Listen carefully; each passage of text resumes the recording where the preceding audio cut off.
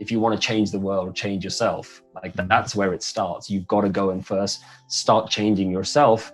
And when you do that, then the world around you will change. Do you think prayers can work in that form if you are putting out a message to this oneness, to the universe, asking for good energy back? Do you think that that can work in the way that you look at life and universe and God?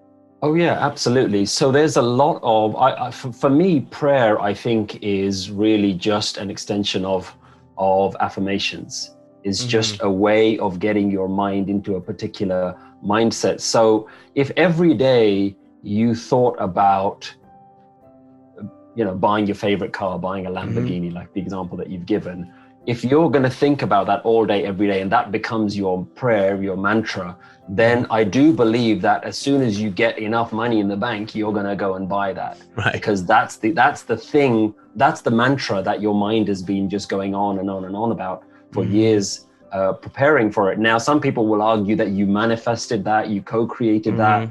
There's things about like the secret that, what you think about eventually comes true. And I think that's absolutely true.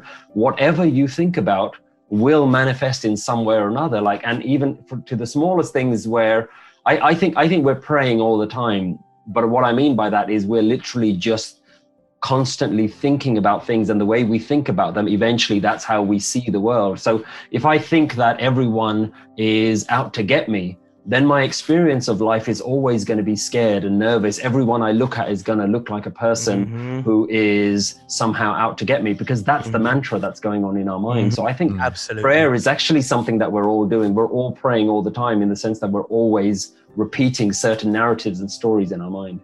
Yeah, if you keep on reaffirming in your mind over and over again that the problem is not me, it's this other person or some other thing that I need to complete me, then of course, by definition, that affirmation becomes self-fulfilling.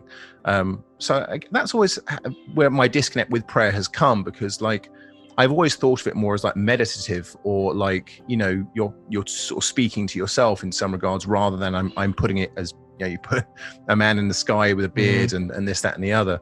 I think for me, meditation is such a big part of self-reflection, and I think that to me is where religion just took a massive turn for me. When I actually understood meditation and when I started practicing it, it became less about just relying on some magical force in the sky that's going to solve my problems, and it was a lot about self-reflection. It was about looking at, where have I done something wrong? What is it what are my personal character traits that I'm constantly repeating that are causing my life to appear in a certain ways? And so that kind of self-reflection element is such a huge part of meditation and spirituality. You can't distance the two. You can't separate the two. What's happening on the outside is a direct relationship with what's happening with you on the inside.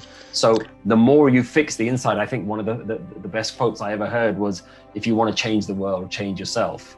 That's where it starts. You've got to go and first start changing yourself. And when you do that, then the world around you will change.